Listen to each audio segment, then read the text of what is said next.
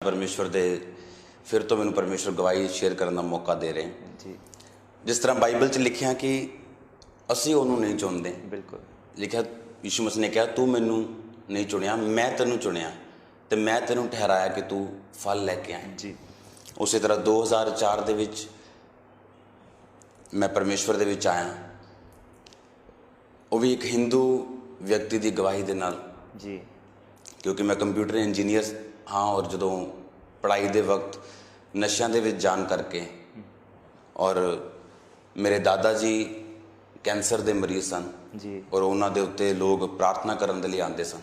जी तो जो उन्होंने प्रार्थना हुई मैनू यीशु मसीह के बारे पता चलिया, लेकिन मेरा विश्वास ये सीगा और मैं ये बोलता सीगा कि ये जड़ा धर्म है ये ईसाइयों का धर्म है, ये अंग्रेज लोग अपना धर्म छड्ड गए, जी जी असी खतरी हाँ, असी हिंदू सिख परिवारों के विचों हाँ, तो ये साडे लिए नहीं है। जी जी लेकिन मेरे माता पिता इस गल नूं ना मानते हुए चर्च दे विच गए और वो लगातार उन्होंने चर्च जाना शुरू कर दिता, जिहड़ी गल मैनू बिल्कुल पसंद नहीं सी, क्योंकि मेरिया भावनावां जिहड़ियां सीगियां वो पुराने तरीके नाल जुड़ियां हुई सी। जी जी जो उन्होंने चर्च जाना शुरू किया उस तो बाद मैं उन्होंने विरोध किया, उन्होंने रोकना शुरू किया और मैं उन्होंने वापस एक दिन चर्च जाने तो मना करके वापस लैके आया।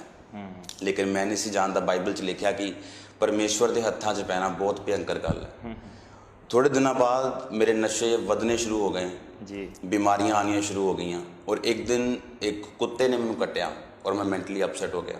ओ अपसैट होया जो डॉक्टर ने जो होर भी बीमारियां वधियां, जो डॉक्टर ने जितों जिथे मैनू मान सीगा मैं हर जगह गया और जो मैं जवाब मिलिया, जो पता लगा कि हुण मेरी लाइफ खत्म हो चुकी और जिस दिन मैं ओवरडोज लैके नशे की सुसाइड करन जा रहा सीगा, एक हिंदू परिवार जड़ा परमेश्वर यीशु मसीह पर विश्वास करता सीगा वो मैनू मिलिया और उन्होंने दसिया कि पूरी बाइबल च किते नहीं लिखा कि यीशु मसीह धर्म या तेरी जात नूं बदलन दे लिए आए। बाइबल च लिखा कहता मैं तुहानूं बचाने दे लिए आया।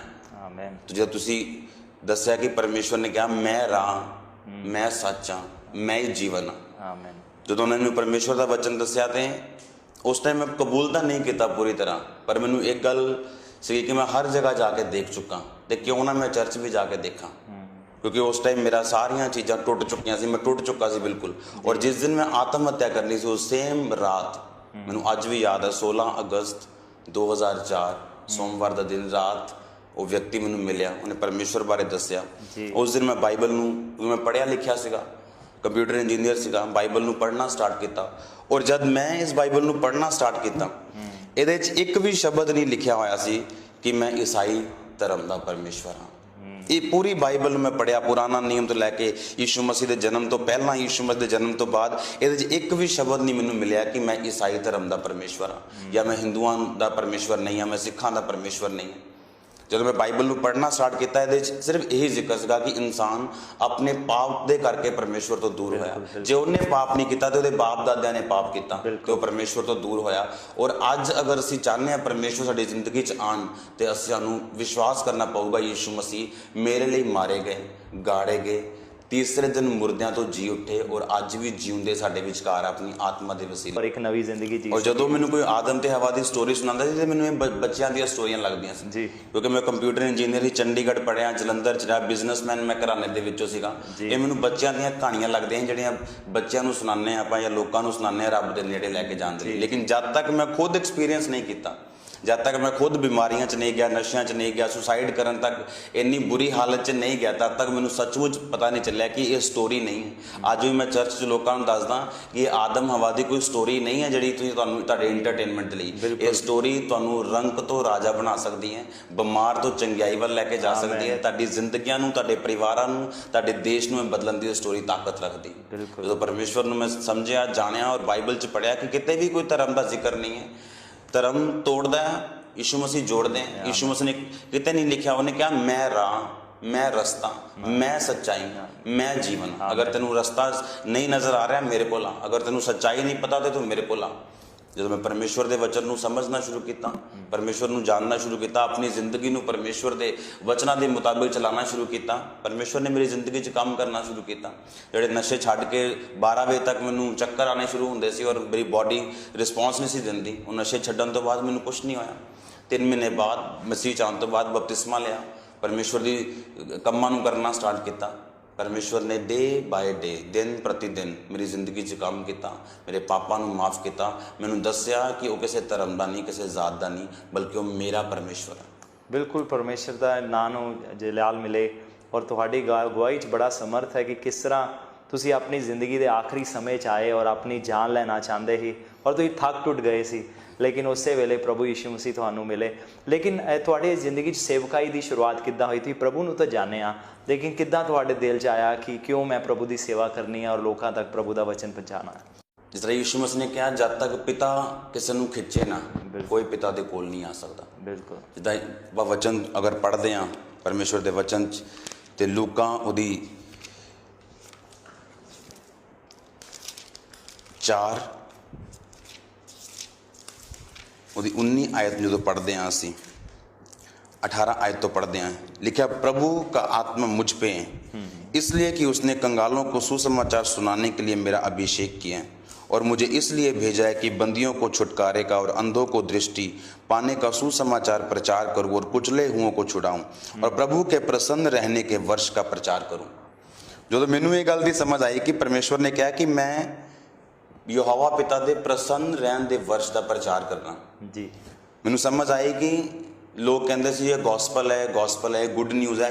ਗੁੱਡ ਨਿਊਜ਼ ਹੈ ਕਿ ਪ੍ਰਸੰਨ ਰਹਿਣ ਦਾ ਵਰਸ਼ ਪੁਰਾਣੇ ਜ਼ਮਾਨੇ 'ਚ ਹੁੰਦਾ ਸੀ, ਜਦੋਂ ਕਿਸੇ ਰਿਆਸਤ ਨੂੰ, ਕਿਸੇ ਰਾਜੇ ਦੀ ਸਲਤਨਤ ਨੂੰ ਜਦੋਂ 50 ਸਾਲ ਹੋ ਜਾਂਦੇ ਸੀ, ਉਹ 50ਵੇਂ ਸਾਲ ਦੇ ਵਿੱਚ ਆਪਣੇ ਸਾਰੇ ਕਰਜ਼ਦਾਰਾਂ ਨੂੰ, ਆਪਣੇ ਕੈਦੀਆਂ ਨੂੰ, ਜਿਨ੍ਹਾਂ ਨੇ ਬਲਾਤਕਾਰ ਕੀਤੇ, ਜਿਨ੍ਹਾਂ ਨੇ ਮਾਰਿਆ, ਜਿਨ੍ਹਾਂ ਨੇ ਅਲੱਗ-ਅਲੱਗ ਜਿਹੜੇ ਹੁੰਦੇ ਸੀ ਬਲਾਤਕਾਰੀ ਅਪਰਾਧੀ, ਉਹਨਾਂ ਨੂੰ ਛੱਡ ਦਿੰਦੇ ਸੀ 50ਵੇਂ ਸਾਲ। 50ਵੇਂ ਸਾਲ ਉਹਨਾਂ ਨੂੰ ਫ੍ਰੀ ਕਰ ਦਿੰਦੇ। ਉਹ ਪ੍ਰਸੰਨ ਖੁਸ਼ ਰਹਿਣ ਦਾ ਵਰਸ਼ ਹੁੰਦਾ ਸੀ ਜੀ। ਉਸੇ ਤਰ੍ਹਾਂ ਯਿਸੂ ਮਸੀਹ ਨੇ ਕਿਹਾ ਕਿ ਮੈਂ ਪ੍ਰਸੰਨ ਰਹਿਣ ਦੇ ਵਰਸ਼ ਦਾ ਪ੍ਰਚਾਰ ਕਰਨ ਆਇਆ ਕਿ ਅੱਜ ਤੈਨੂੰ, ਅਗਰ ਤੂੰ ਕੈਦੀ ਹੈ, ਅਗਰ ਅੱਜ ਤੂੰ ਪਾਪ ਕੀਤੇ ਹੈ, ਤੂੰ ਗੁਨਾਹ ਕੀਤੇ ਆ ਪੁਰਾਣੀ ਜ਼ਿੰਦਗੀ 'ਚ, ਤੇ ਤੈਨੂੰ ਜਕੜੇ ਰਹਿਣ ਦੀ ਲੋੜ ਨਹੀਂ। ਮੈਂ ਤੈਨੂੰ ਪ੍ਰਸੰਨ ਰਹਿਣ ਵਾਲੇ ਵਰਸ਼ ਦਾ ਪ੍ਰਚਾਰ ਕਰਨ ਲਈ ਦੁਨੀਆ ਦੇ ਵਿੱਚ ਆਇਆ।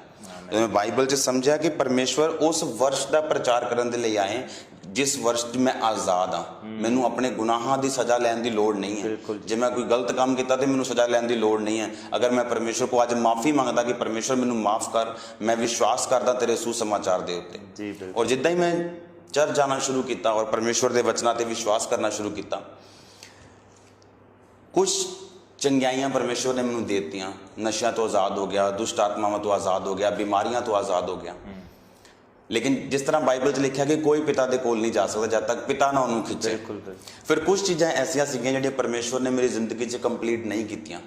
ਮੈਨੂੰ ਚੈੱਕ ਕਰਨ ਦੇ ਲਈ, ਮੈਨੂੰ ਦੇਖਣ ਦੇ ਲਈ ਕਿ ਕੀ ਮੈਂ ਪਰਮੇਸ਼ਵਰ ਯਿਸੂ ਮਸੀਹ ਨੂੰ ਪਿਆਰ ਕਰਦਾ ਜਾਂ ਮੈਂ ਹੱਲੇ ਵੀ ਇਕੱਲੀ ਆਪਣੀ ਆਸ਼ੀਸ਼ ਦੇ ਲਈ ਪਰਮੇਸ਼ਵਰ ਦੇ ਕੋਲ ਆਇਆ।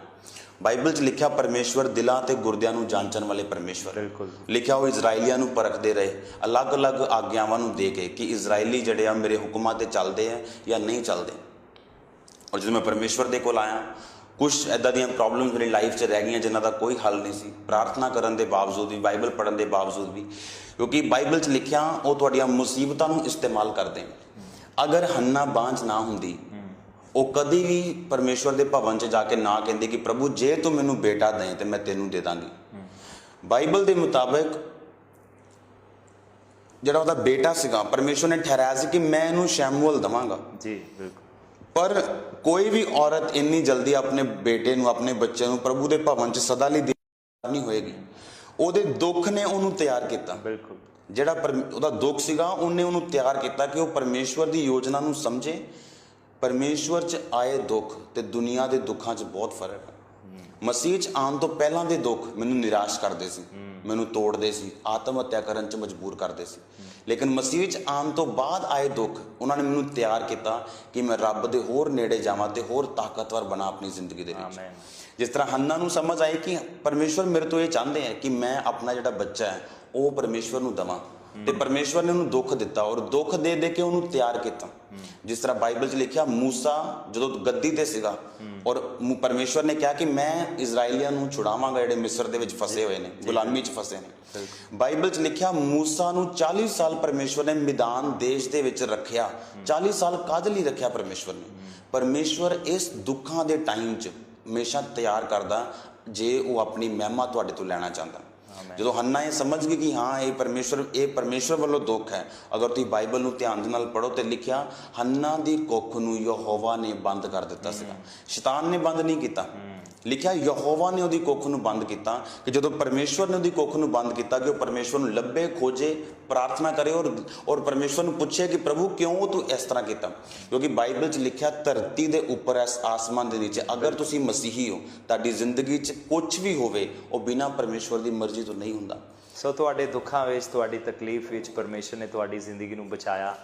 ਔਰ ਲੇਕਿਨ ਉਸ ਤੋਂ ਬਾਅਦ ਜਿੱਦਾਂ ਪਰਮੇਸ਼ਰ ਦੇ ਪਿਆਰ ਨੂੰ ਤੁਸੀਂ ਜਾਣਿਆ, ਮੁਹੱਬਤ ਨੂੰ ਜਾਣਿਆ ਕਿ ਪ੍ਰਭੂ ਯੀਸ਼ੂ ਮਸੀਹ ਜ਼ਿੰਦਗੀ ਦੇਣ ਵਾਲੇ ਪਰਮੇਸ਼ਰ ਨੇ, ਔਰ ਕਿੱਦਾਂ ਪ੍ਰਭੂ ਯੀਸ਼ੂ ਮਸੀਹ ਨੇ ਆਜ਼ਾਦੀ ਦੇ ਇੱਕ ਦਿਨ ਦਾ, ਈਅਰ ਆਫ ਜੁਬਲੀ, ਇੱਕ ਛੁਟਕਾਰੇ ਦੇ ਦਿਨ ਦਾ ਪ੍ਰਭੂ ਯੀਸ਼ੂ ਮਸੀਹ ਨੇ ਪ੍ਰਚਾਰ ਕਰਨ ਵਾਲੇ ਬੋਲਿਆ, ਜੋ ਖੁਸ਼ਖਬਰੀ ਹੈ। ਕਿਉਂਕਿ ਅੱਜ ਅਸੀਂ ਦੁਨੀਆ 'ਚ ਦੇਖਦੇ ਹਾਂ ਇਨਸਾਨ ਆਪਣੇ ਗੁਨਾਹਾਂ ਵਿੱਚ ਬਹੁਤ ਦੱਬਿਆ ਹੋਇਆ ਹੈ, ਔਰ ਇਨਸਾਨ ਆਪਣੇ ਗੁਨਾਹ ਤੋਂ ਮਾਫੀ ਪਾਉਣ ਲਈ ਕੀ ਕੁਝ ਨਹੀਂ ਕਰਦਾ, ਕਈ ਤਰ੍ਹਾਂ ਦੇ ਯਤਨ ਕਰਦਾ ਹੈ, ਕਈ ਦਿਨ ਭੁੱਖੇ ਰਹਿੰਦਾ ਹੈ, ਕਈ ਜਗ੍ਹਾ ਮੈਂ ਇੱਕ ਦਿਨ ਸਾਊਥ ਇੰਡੀਆ ਗਿਆ ਔਰ ਉੱਥੇ ਮੈਂ ਦੇਖਿਆ ਲੋਕ ਤਾਂ ਆਪਣੇ ਸਰੀਰ ਨੂੰ ਵੀ ਚੀਰ ਲੈਂਦੇ ਹੈ, ਔਰ ਲੋਕਾਂ ਨੂੰ ਆਪਣੇ ਸਰੀਰ ਨੂੰ ਚੀਰਦੇ ਹੋਏ ਮੇਰਾ ਦਿਲ ਬਹੁਤ ਪਿਘਲ ਗਿਆ ਕਿ ਮੈਂ ਕਿਹਾ ਇਹਨਾਂ ਦੇ ਅੰਦਰ ਕਿੰਨੀ ਵੱਡੀ ਚਾਹ ਹੈ ਪਾਪ ਤੋਂ ਮਾਫੀ ਪਾਉਣ ਲਈ। ਲੇਕਿਨ ਧੰਨਵਾਦ ਹੋਵੇ ਉਸ ਪਰਮੇਸ਼ਰ ਦਾ ਜੋ ਖੁਦ ਸਾਡੇ ਲਈ ਚੀਰੇ ਗਏ, ਜਿਨ੍ਹਾਂ ਨੇ ਸਾਡੇ ਦੁੱਖਾਂ ਨੂੰ ਆਪਣੇ ਉੱਪਰ ਉਠਾਇਆ ਤਾਂ ਕਿ ਅਸੀਂ ਆਜ਼ਾਦੀ ਪਾ ਸਕੀਏ। ਸੋ ਇਸ ਤਰੀਕੇ ਜਿੱਦਾਂ ਤੁਹਾਡੀ ਜ਼ਿੰਦਗੀ ਬਦਲੀ ਔਰ ਪ੍ਰਭੂ ਨੇ ਤੁਹਾਡੇ ਨਾਲ ਗੱਲਬਾਤ ਬਾਈਬਲ 'ਚ ਲਿਖਿਆ ਤੁਹਾਡੇ ਚੰਗੇ ਕੰਮ ਤੁਹਾਨੂੰ ਬਚਾ ਨਹੀਂ ਸਕਦੇ, ਬਿਲਕੁਲ ਤੁਹਾਡੇ ਧਰਮ ਦੇ ਕੰਮ ਮੈਲੇ ਚਿਥੜਿਆਂ ਦੇ ਸਮਾਨ। ਬਿਲਕੁਲ ਇਹਦਾ ਮਤਲਬ ਇਹ ਨਹੀਂ ਹੈ ਕਿ ਅਸੀਂ ਵਿਧਵਾ ਨੂੰ ਹੈਲਪ ਨਾ ਦਈਏ ਜਾਂ ਅਸੀਂ ਅਨਾਥਾਂ ਦੀ ਨਾ ਸੁਣੀਏ ਜਾਂ ਅਸੀਂ ਲੋਕਾਂ ਨੂੰ ਮਾਰ ਕੁੱਟ ਕਰਦੇ ਰਹੀਏ। ਇਹਦਾ ਮਤਲਬ ਇਹ ਹੈ ਕਿ ਤੁਸੀਂ ਪੁੱਠੇ ਲਟਕ ਕੇ ਜਾਂ ਪਹਾੜਾਂ ਦੇ ਉੱਤੇ ਜਾ ਕੇ ਭਗਤੀ ਕਰਕੇ ਜੇ ਤੁਸੀਂ ਆਪਣੀ ਭਗਤੀ ਦੇ ਨਾਲ ਬਚਣਾ ਚਾਹੁੰਦੇ ਹੋ ਤੇ ਤੁਸੀਂ ਰੱਬ ਦੇ ਅੱਗੇ ਜਾ ਕੇ ਘਮੰਡ ਕਰੋਗੇ, ਔਰ ਇਹ ਰੱਬ ਬਿਲਕੁਲ ਨਹੀਂ ਚਾਹੁੰਦਾ। ਜੀ ਬਿਲਕੁਲ, ਪਰਮੇਸ਼ਵਰ ਇਹ ਨਹੀਂ ਚਾਹੁੰਦਾ ਕਿ ਤੁਸੀਂ ਇਹ ਕਹੋ ਕਿ ਮੇਰੀ ਭਗਤੀ ਦੇ ਕਰਕੇ ਮੈਂ ਬਚਾ, ਮੈਂ ਆਪਣੀ ਕਾਬਲੀਅਤ ਨਾਲ ਪਹੁੰਚ ਗਿਆ। ਬਿਲਕੁਲ। ਔਰ ਇਸ ਲਈ ਪਰਮੇਸ਼ਵਰ ਨੇ ਕਿਹਾ ਕਿ ਤੇਰੇ ਚੰਗੇ ਕੰਮ, ਇਹਦਾ ਮਤਲਬ ਇਹ ਨਹੀਂ ਕਿਹਾ ਪਰਮੇਸ਼ਵਰ ਨੇ ਕਿ ਚੰਗੇ ਕੰਮ ਨਾ ਕਰੋ। ਬਿਲਕੁਲ ਲਿਖਿਆ ਪਹਿਲਾ ਭਰੋਸਾ ਪਰਮੇਸ਼ਵਰ ਦੇ ਉੱਤੇ ਕਰੋ। ਜੀ ਬਿਲਕੁਲ। ਸਾਡੇ ਬਲੱਡ ਦੇ ਵਿੱਚ ਤਾਕਤ ਹੈ, ਜਿਹੜੀ ਸਾਡੀ ਲਾਈਫ ਉਹ ਸਾਡੇ ਬਲੱਡ ਦੇ ਵਿੱਚ ਜੀ। ਇਸ ਲਈ ਲਿਖਿਆ ਯੀਸ਼ੂ ਮਸੀਹ ਨੇ ਆਪਣਾ ਸਾਰਾ ਲਹੂ ਬਹਾਇਆ ਔਰ ਉਹ ਮਾਰਿਆ ਗਿਆ, ਗਾੜਿਆ ਗਿਆ ਔਰ ਤੀਸਰੇ ਦਿਨ ਮੁਰਦਿਆਂ ਤੋਂ ਜੀ ਉੱਠਿਆ। ਉਹਨੇ ਆਪਣੇ ਬਲੱਡ ਨੂੰ ਇਸ ਲਈ ਬਹਾਇਆ ਕਿ ਸਾਡੇ ਗੁਨਾਹ ਜਿਹੜੇ ਅਸੀਂ ਕੀਤੇ ਸੀ ਉਹਦਾ ਸਾਨੂੰ ਅਸਰ ਨਾ ਆਏ, ਅਸੀਂ ਨਾ ਮਾਰੇ ਜਾਈਏ, ਇਸ ਲਈ ਪਰਮੇਸ਼ਵਰ ਮਾਰੇ ਗਏ। ਇਹੀ ਗੁੱਡ ਨਿਊਜ਼ ਹੈ। ਗੋਸਪਲ ਦਾ ਮਤਲਬ ਕੀ ਹੈ? ਗੁੱਡ ਨਿਊਜ਼ ਦਾ ਮਤਲਬ ਕੀ ਹੈ ਕਿ ਜੇ ਤੂੰ ਮਰ ਰਿਹਾ ਤੈਨੂੰ ਮਰਨ ਦੀ ਲੋੜ ਨਹੀਂ। ਔਰ ਇਹ ਕਹਾਣੀ ਨਹੀਂ ਹੈ, ਮੈਂ ਤੁਹਾਨੂੰ ਦੱਸ ਰਿਹਾ, ਇਹ ਕਹਾਣੀ ਤੁਹਾਨੂੰ ਬਦਲਣ ਵਾਲੀ ਹੈ ਯੀਸ਼ੂ ਮਸੀਹ ਦੇ ਨਾਲ। ਜੀ ਬਿਲਕੁਲ, ਆਮੀਨ। ਇਹ ਕਹਾਣੀ ਨਹੀਂ ਹੈ, ਇਹਨੇ ਮੇਰੀ ਲਾਈਫ ਨੂੰ ਚੇਂਜ ਕੀਤਾ।